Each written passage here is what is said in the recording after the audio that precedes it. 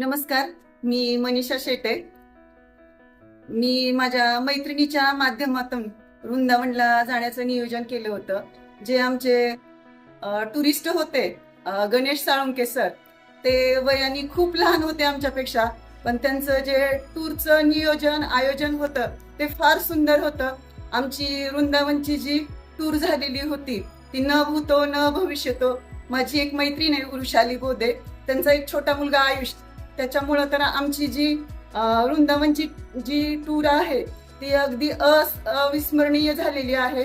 खरं मी असे म्हणेल की माझं वृंदावनला जाणं शक्य नव्हतं, परंतु माझ्या मिस्टरांची खूप इच्छा होती की गेल्या वर्षी ते कामानिमित्त वृंदावनला गेलते, तूही ते बघावं. त्यामुळं माझी वृंदावनला जाण्याची जी इच्छा, म्हणजे जे वृंदावन मी ऐकलेलं होतं ते फक्त सिरियलच्या माध्यमातून, गोकुळ असेल तिथं जी आम्ही गोवर्धन परिक्रमा केली ती खूप छान, न भूतो न भविष्यतो अशा पद्धतीने. म्हणजे माझ्या मैत्रिणी तर चालत होत्याच, शिवाय जो माझ्या मैत्रिणीचा मुलगा होता आयुष, म्हणजे त्याची जी एनर्जी, त्याची जी जोश होता, त्याला बघूनच खरं आम्ही गोवर्धन परिक्रमा तर पूर्ण केली असं मी म्हणेल.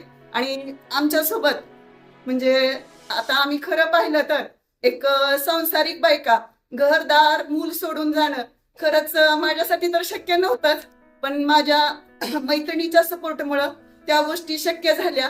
आणि वृंदावन सारखी म्हणजे की कुठं ते पर्यटन स्थळ नाही, तर आपलं कुठं तरी म्हणजे आदल्या जन्माची पुण्याई असेल अथवा काहीतरी अध्यात्म असेल, ते फक्त आदल्या जन्माचंच म्हणेल. त्याच्यामुळंच माझी वृंदावनला जाण्याची इच्छा इतक्या सहजासहजी माझ्या मैत्रिणीमुळं, माझ्या मिस्टरामुळं, आणि खरंच मला खरोखर हे वाटला तो गणेश साळुंके सर, जे आमच्यासोबत टुरिस्ट होते, वयाने लहान होते, म्हणजे माझी त्यांची काही ओळख नव्हती, परंतु त्यांचे मी काही व्हिडिओ स्टेटसला बघितले होते.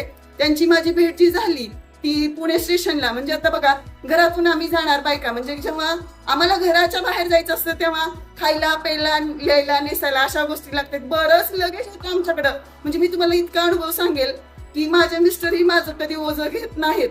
तुला घालायचंय तूच घे, पण माझ्या भावासारखं, म्हणजे की आमच्यासोबत माझा तेजू दादा असेल, गणेश सर असेल, अगदी त्यांनी बॅगा उचलला. आणि आम्हाला माहित आहे आम्ही कधीच घराच्या बाहेर पडत नाही, पैसे हे मिस्टरांचेच असतात, पण हाऊस आमची आम्हाला करायची असती, मनसोक्त आम्हाला शॉपिंग करायची म्हणजे होती, आणि ते आम्ही केली. म्हणजे आता बघा, विवेक म्हटलं की तुला सहन नाही, ऍडजस्ट नाही, तर मी म्हणेल साळुंके सरांकडे खूप काही वयाच्या मनाने पेशन्स आहेत.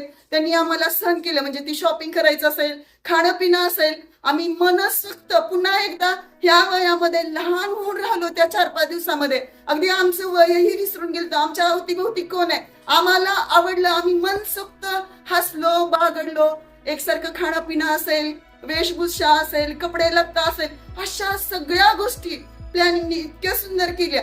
ही जी आठवण आहे आमची 5-6 दिवसाची, ह्या 5-6 दिवसावरतीच आमचं पुढील आयुष्य, म्हणजे आठवणीनेच आम्ही पुढचं आयुष्य जगू, हे मला एक खात्री आहे. आणि हे म्हणजे आपल्या आयुष्याचं कुठेतरी सार्थक झालंय की आपण वृंदावनला गेलो. आणि इतकी माणसं ह्या जगामध्ये सुंदर असतात, आणि खरंच सुंदर माणसं आहेत, म्हणूनच जग हे चाललेलं आहे. मला पुन्हा एकदा ह्या वृंदावन टूरच्या माध्यमातून अनुभूती आली आहे. तर मी माझ्या मैत्रिणीचं, साळुंके सरांचं आणि आयुषचं मनापासून आभार मानते, अभिनंदन करते, का तर तुमच्यामुळं मला वृंदावनची टूर लाभली अथवा यशस्वी झाली. धन्यवाद.